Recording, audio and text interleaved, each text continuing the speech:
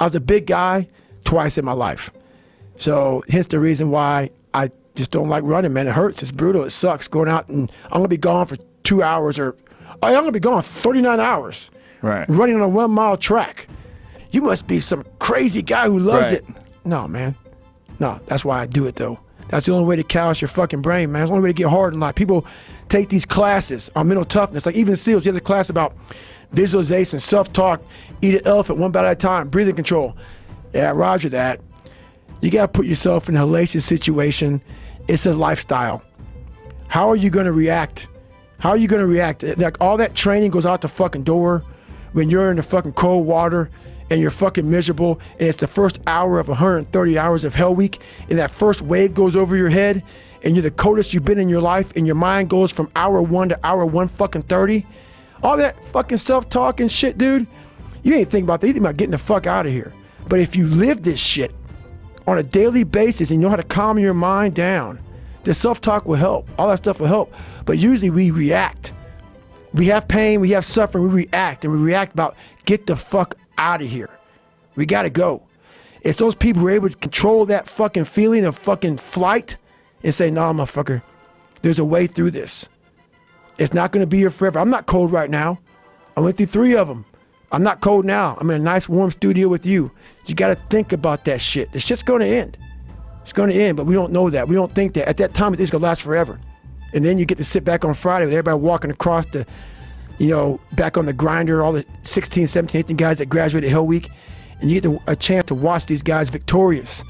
And then you get the chance to think about that. You take that hot, warm shower, first thing that comes to your fucking mind is, why the fuck did I quit?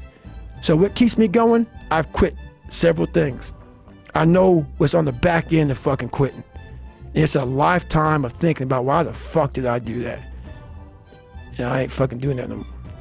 When I was a SEAL recruiter, I got invited to MIT. Smart ass motherfuckers there, man. I'm not that. I'm just a good animal. I'm a knuckle dragger. And there was this guy there, I forget his name, but he was like the top head guy. Old white guy, you know, all geniused out. And we were on this panel, and they were asking us all these questions about the mind, mental toughness and shit, and he was answering them. And I wasn't answering many questions. And I'll never forget, he was just answering them off of theory. He never put his fucking ass in shit. You read a bunch of fucking books, and you think that you know how the fucking mind works and shit. I had gone through hell since a kid, and then all the way up until now. Right. So I know, so that theory is bullshit. Yeah, there's a lot of good stuff out there you can read from people, but I had lived hell.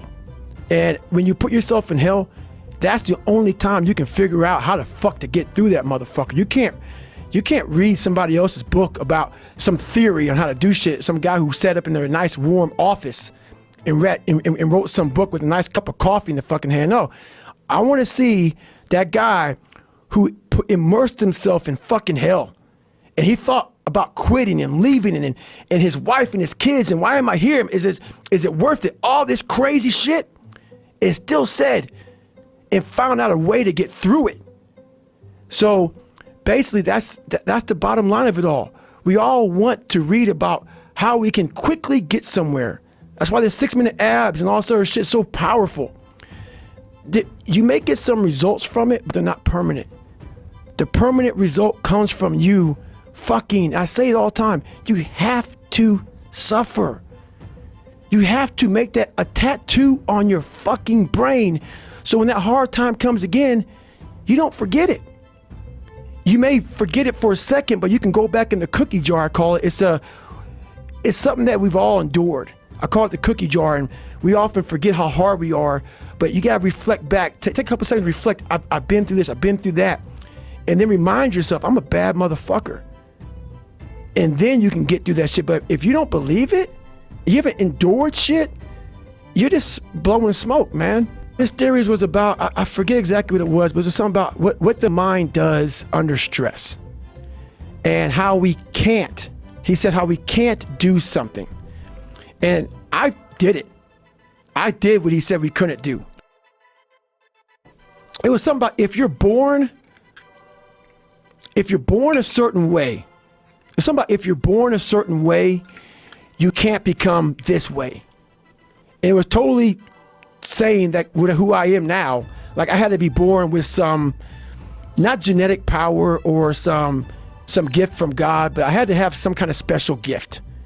Had to have some kind of special gift. And I forget what set me off, but it was like we had to be, to be somewhere, you had to be born with it. What was the concept?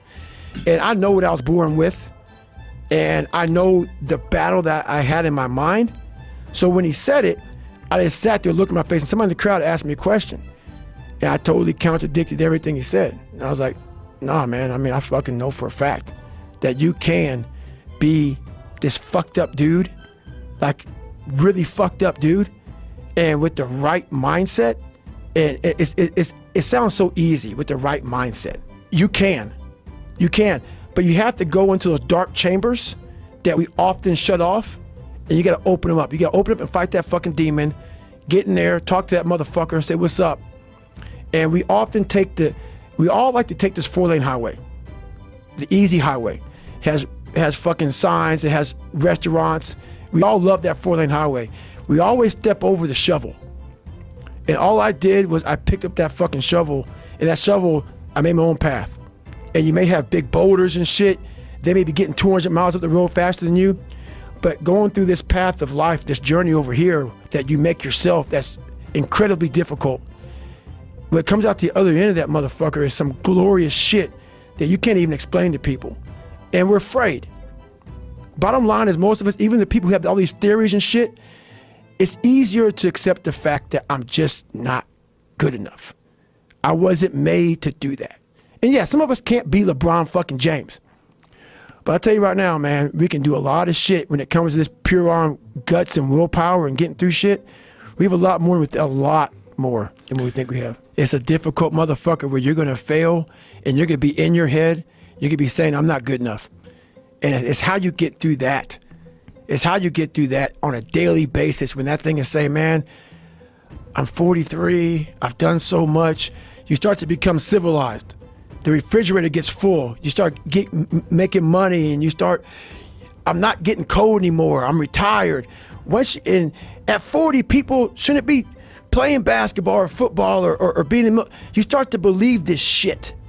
And it becomes in your fucking mind like, there's people who are retiring, you know, at 40-something years old or 30-something years old. At 43, I'm still putting in 100-mile weeks, still doing thousands of pull-ups, thousands of push-ups, because I'm not allowing myself to become civilized. The worst thing that can happen to a man is become civilized.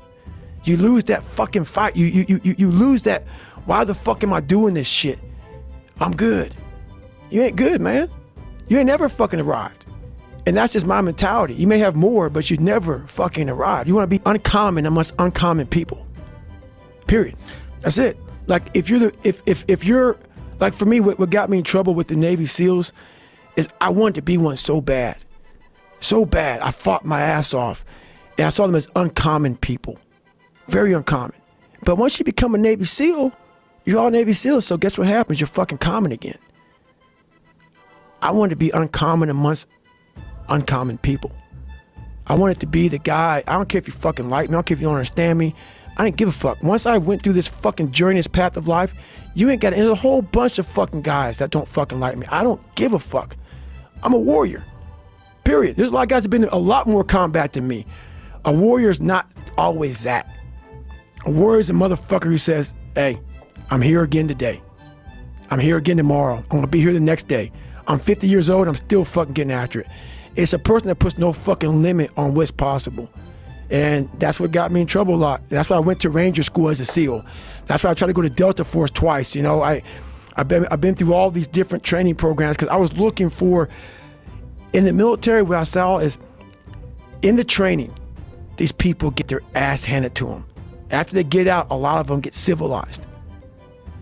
I always wanted to go back into training.